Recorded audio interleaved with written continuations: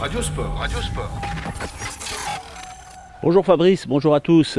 Et bien voilà, depuis hier, on connaît la liste définitive des athlètes qui composeront la délégation française aux Jeux, 565 je crois. Voilà. Et parmi les tout derniers à être connus, c'est la sélection de cyclisme sur route, hommes et femmes. Elle a été communiquée hier à Orléans, donc par Thomas Voeckler pour les hommes.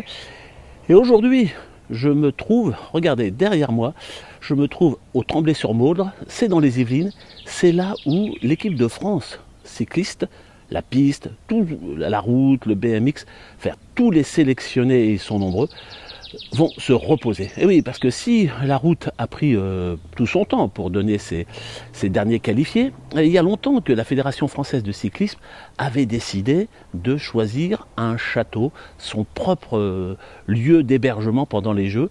Ils ne seront pas au village olympique qui se trouve à Saint-Denis, enfin en Seine-Saint-Denis, mais ils ont choisi les Yvelines, ici le château du Tremblay-sur-Maudre, qui est un château luxueux. On le verra tout à l'heure, installé au bord d'un golfe 9 trous, le golfe du Tremblay-sur-Maudre. Et dans ce château, il y a tout pour recevoir les athlètes, les staffs, l'environnement médical, etc. etc. C'est pas le grand luxe, mais c'est très bien. Il y a plein de séminaires qui s'y passent ici. Il y a des spas, tout ce que l'on peut souhaiter pour être au calme, pour être aussi tout près du grand pôle cycliste que Paris 2024 a organisé à Saint-Quentin-en-Yvelines. On est allé à un petit quart d'heure du vélodrome, du stade de BMX, et puis même pour les cyclistes sur route, puisqu'on parle d'eux, eh ben, le circuit que pour les femmes comme pour les hommes, il passe dans les Yvelines, en Vallée de Chevreuse, il passe pas loin d'ici. Ici, c'est une terre, le Tremblay-sur-Maudre, qui se trouve à l'ouest de Paris, on va dire entre Saint-Quentin-en-Yvelines et Montfort-l'Amaury, pour ceux qui connaissent. C'est un endroit où passent souvent des courses cyclistes. Le dernier Paris-Nice est passé pas loin d'ici, au Tremblay-sur-Maudre. Donc vous voyez, tout ceci, c'est leur camp de base, c'est leur corps retranché. C'est vraiment un cocon où ils espèrent pouvoir se reposer, se préparer, parce que lorsque les coureurs sélectionnés par Thomas Voeckler vont quitter le Tour de France, ils vont venir directement ici pour se préparer, se régénérer. La course elle a lieu très rapidement, puisqu'elle est au début des Jeux. Donc on va prendre du temps pour visiter ça. Là, je vous ai montré le côté pile, c'est-à-dire l'entrée du château. Je ne sais pas si vous la voyez bien là.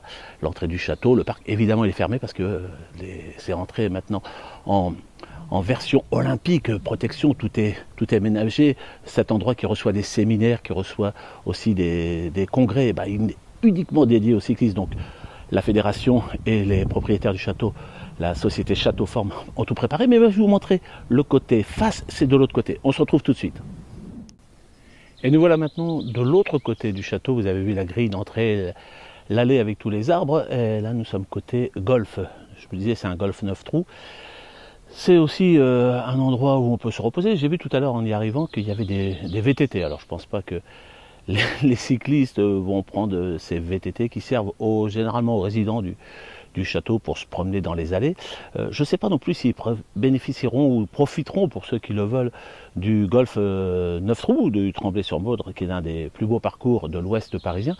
Mais ici, ce qui est sûr, c'est qu'ils sont au calme parce que tout le mur d'enceinte de cette propriété est fait. Il a même été refait, m'ont dit les propriétaires, donc ça sera vraiment au calme. Et pendant les JO, le golf ne sera pas fermé, ce qui voudra dire que les gens qui pratiquent le golf pourront venir.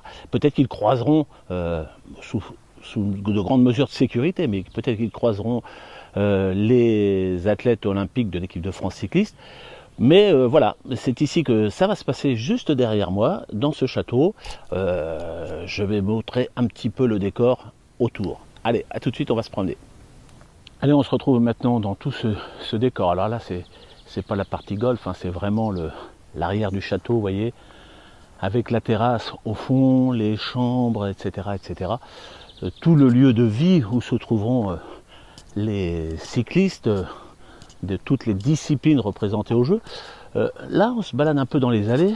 Alors derrière, je ne voulais pas préciser, il y a ce qu'on appelle un pitch and putt. Alors un pitch and putt au golf, c'est un petit parcours d'initiation. Le grand parcours de golf, il se trouve juste à notre droite. Donc, vous voyez, ici on est au calme, on entend les petits oiseaux, il n'y a pas grand monde. Je vous l'ai dit, le golf restera ouvert pendant pendant la période des jeux. Mais bon, il n'y a pas non plus 5000 personnes qui viennent jouer au golf tous les jours au Tremblay, donc il y aura une relative quiétude et sans doute un service de sécurité. Là, je vous montre, s'ils veulent, s'ils n'ont pas le temps d'aller faire 9 trous, ils pourront toujours venir, pour ceux qui aiment, s'essayer au practice couvert. Donc on va pas dire qu'il va pleuvoir pendant les jeux, mais si vous voulez, vous voyez derrière on voit le parc. Et la particularité du parc du château du Tremblay, en dehors d'avoir ce golf, est d'avoir surtout une magnifique forêt. Et de cette forêt, on peut se balader, vraiment, aller partout où on veut. Bon, maintenant, moi je laisse ceux qui suivent le tour raconter l'histoire des coureurs. Moi je vais peut-être aller au clubhouse du club de golf, me rafraîchir et regarder sans doute la fin de l'étape. Profitez bien et on se revoit très vite. À bientôt, au revoir. Radio Sport.